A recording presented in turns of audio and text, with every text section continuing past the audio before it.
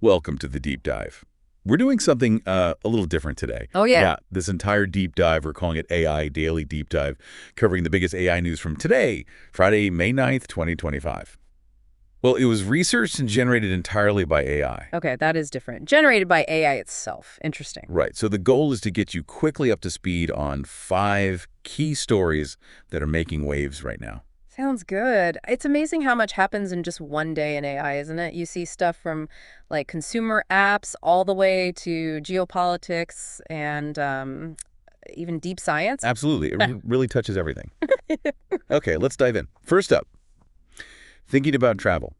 Expedia's got a new beta feature. It's called Expedia Trip Matching. Trip matching. Okay, how does that work? So the idea is you see an Instagram reel about travel, something that catches your eye, right? Yeah. You can just share that reel directly with the @Expedia account on Instagram. Okay, and then? And then, this is the cool part, Expedia's AI looks at that reel, the places, what people are doing, the whole, vibe. Right, the vibe. Exactly. And it generates personalized travel ideas based on that video. It'll suggest itineraries, give you links to book stuff. Huh. So it takes the visual inspiration and turns it into an actual plan. That's pretty neat. Seamless, potentially. That's what they're aiming for. And Expedia is making a point of saying they're the first big online travel agency doing this kind of real-time AI planning inside Instagram. Makes sense with social media being so huge for travel ideas. Totally. They threw out a stat, something like 80% of millennials apparently use social media when they're thinking about travel. Wow, 80%. That's massive. So they're meeting people where they are, basically. Exactly. Their chief marketing officer,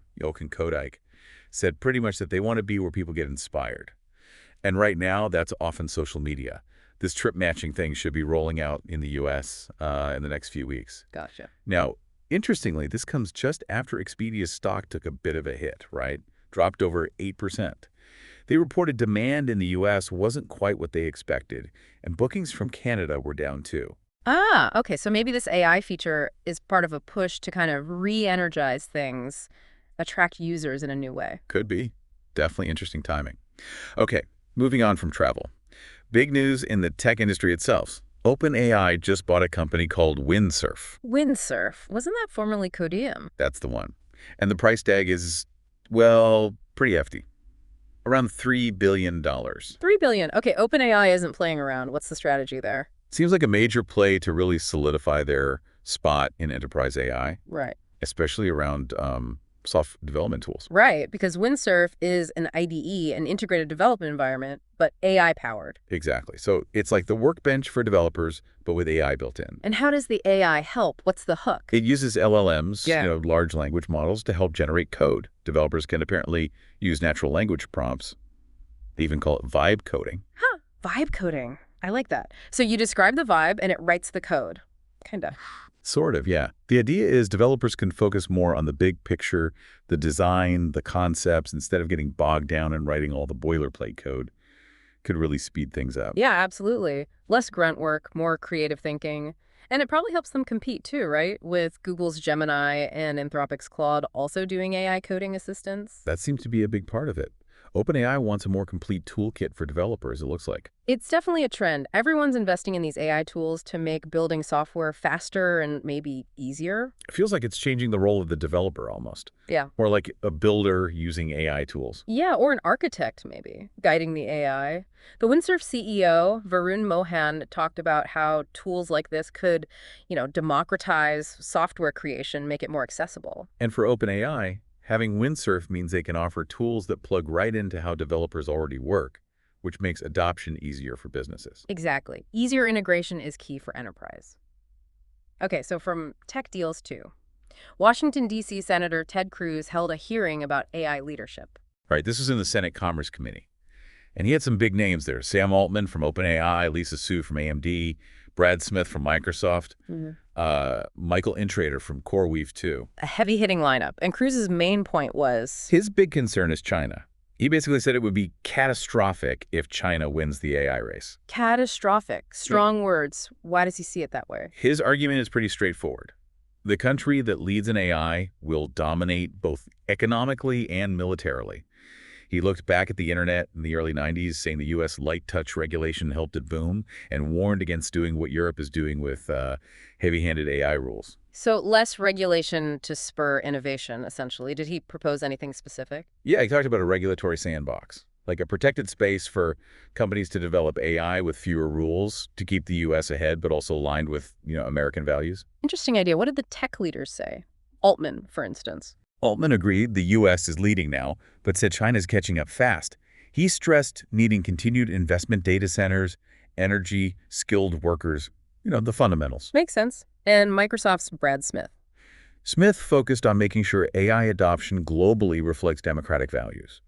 He mentioned Microsoft actually restricts some Chinese AI models because of concerns about, like, propaganda and data privacy. Okay, so there's definitely a values component being discussed too. What about the chip export restrictions? That came up, right? It did, and there wasn't total agreement. The argument is, yeah, we want to keep advanced chips from China's military, but some worry these restrictions might actually hurt U.S. companies in the long run, maybe even push China to develop its own chips faster. It's a tricky balance, for sure. National security versus economic impact. Yeah. Senator Cruz acknowledged the risks of AI job losses, ethical issues, but he ultimately argued the benefits of the U.S. leading in AI outweigh those potential downsides. A clear stance prioritizing leadership. Okay, let's shift perspective now. From the geopolitical stage to the office floor. How are people perceiving AI use at work? There's a study from Duke University on this. Yes, and the findings are, well, maybe a bit uncomfortable. It seems colleagues often view coworkers who use AI as less diligent, maybe lazier, even less competent. Ouch. Really? Even if the AI is helping them do their job better? Apparently so, at least based on this study. They ran a few experiments. In the first one, people just imagined using AI at work. They predicted their colleagues would think negatively of them, lazy, less competent, maybe even easier to replace. So there's an awareness of a potential stigma. Okay, so people anticipate judgment. Did the other experiments confirm that? Pretty much. The second one looked at actual perceptions. Colleagues who were known to use AI were rated lower on competence, diligence, independence, self-assurance, kind of across the board, negative bias. That's not great for encouraging AI adoption. What about managers? The third experiment involved hiring managers. They were generally less likely to hire someone who said they used AI. But, and this is key, that bias vanished if the manager also used AI themselves. So familiarity breeds acceptance, basically. If you use it, you get it. Seems like it. And the fourth experiment backed this up too. When they specifically highlighted the benefits of the AI, he's like, look how much more productive this person was, the negative perceptions decreased. Okay, so demonstrating value helps. But the core finding is that personal experience with AI really changes your view of others using it. Exactly. Yeah. Which suggests maybe as AI becomes more common, these negative views might fade as more people get hands-on. We can hope. It's definitely something for companies to think about as they roll out AI tools. All right, one last story, and this one takes us into quantum computing. Yeah, researchers at Riken in Japan, they've apparently used AI to make quantum error correction better. Error correction, that's like the Achilles heel of quantum computing, right? Keeping those qubits stable. Totally. Qubits are super fragile, easily messed up by noise from the environment. It's a huge hurdle. And fixing those errors traditionally takes a ton of resources, doesn't it? Like thousands of physical qubits just to make one reliable logical one. That's my understanding, yeah.